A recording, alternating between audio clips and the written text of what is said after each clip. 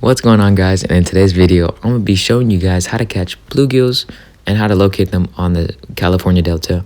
And I'm going to be showing you guys the location and how to catch them and all the rigs and setup I'm using. So yeah, let's get into it. Alright, so as you can see here, I'm hooked up on one bluegill, and this is around May, and the best time to go after these bluegill, especially the big ones, are from May to June. From all of May and then early June. That's the best time to catch the really big ones, but they're pretty much abundant throughout the entire summer. And yeah, but as you can see here, I'm fishing right next to a dock, and there's a weed bed to the left of me, and there's some wood to the right of me that's sticking into the water. Now what that's creating is some cover for the bluegills to hang out, and there's a little clear spot in the middle where all these bluegills are setting up to spawn, and they're like waiting for the females to come by so that they can do their thing. So they're just territorial, and they're really territorial. They're protecting their eggs as well. And all I'm doing is I'm tossing it into their bed. Now, in order to find these beds, you gotta go in the areas where it's nice and rocky. The shallower the better, so you can see them. But sometimes the bigger ones like to stay out off into the deeper water. So usually, if you find these beds like this, and you'll see them, they're like really close to each other. They look like meteors. But yeah. If you can just find the cover, you usually find the bluegills, as you can see right here. We're next to the docks, the weeds, the woods. So it's like prime bluegill area. And yeah, that's all you gotta look for. Marinas are a good spot. And as far as the retrieve, I'm not really reeling or moving my rod. If you're paying attention to the way I'm retrieving it, I'm just tossing it out, and I'm letting it pendulum back towards me. So I'm just tossing it out, keep a tight line, and what it'll pendulum right back towards you. That's usually the speed you want to go at when you're using when you're fishing for bluegills. They're really fast, but if you do it too fast, they're kind of lazy and they don't want to run after your bait.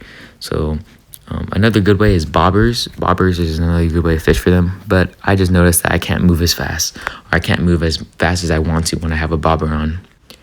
Okay, so as you can see, the types of conditions I'm fishing on today.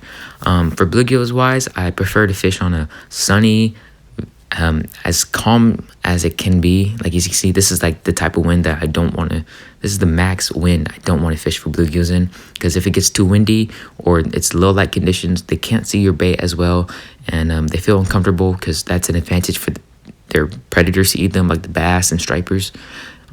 As you can see, this one's like a good bait size to use. So yeah, if it's overcast conditions and it's like super windy, I suggest you just go after some bass instead. I'm not saying you can't catch them. I'm just saying that from my experiences, it's just tougher to catch them that way, because they're pretty hard to locate in that conditions, and they're usually hiding in those conditions, in those low light conditions. So the best overall time is just on a sunny day, light winds to no winds, and that's about it. All right, so as you can see, right now where I'm catching this big bluegill is there's a submerged weed bed, as you can see out there. I'll put an arrow on it. There's a submerged weed bed right there, and I'm tossing in between the weed edge and the hard rocky areas. Like this is prime bluegill area right here. I think I had like 5 more followers chasing this bluegill too. So yeah, like I said, if you find the bedding bluegills, if you toss a little bit out deeper, usually you'll find another school of them waiting to push up. But yeah, this is like a prime area. Usually the bigger ones will stay off on the water where it's more a little more harder to see, because they don't like being in the really clear water where the birds can see them, the hawks can eat them, and stuff like that. So yeah, this is a good area. And what you want to do is don't cast out straight ahead of you. I mean, that might work, but you're not effectively fishing and covering the water as you should be. What I'm doing is, you can see most of these times I'm just paralleling the bank, and I'm kind of retrieving it back towards me, just letting it parallel back towards me. And that's the best time to catch them, because that's usually what they're doing. They're just up against the bank. But once you go after the really big ones, they start acting like bass, and they kind of hang off deeper, because the bass, you really can't eat them anymore. Like this one, he's probably like hanging out like a bass now, because he can't really be eaten by bass. All I'm doing is split shot to a little fly, and a standard hook with a wax mark on it. You can see this water is very clear over here. The wind actually died down.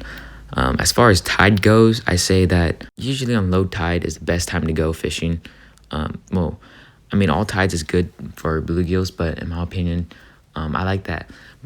I like the high tide more than a low tide, because on high tide these bluegills push up and they feed on the little plankton and bugs that push up, and then they usually come more shallower than on low tide. They push out because they can get trapped and stuck in the weed edges and stuck in the rocks and then they can die from being stranded with no water.